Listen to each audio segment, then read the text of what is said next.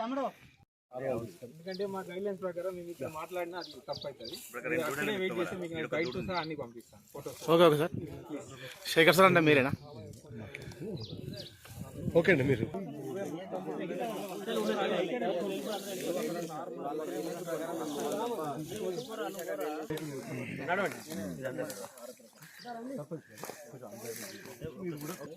కూడా చాటింగ్ చేయించండి. రాగొద్దున ఎవరిని కట్టే మనకి అన్ని విలేజ్ వాట్సాప్ గ్రూపులలో సెండ్ చేయండి.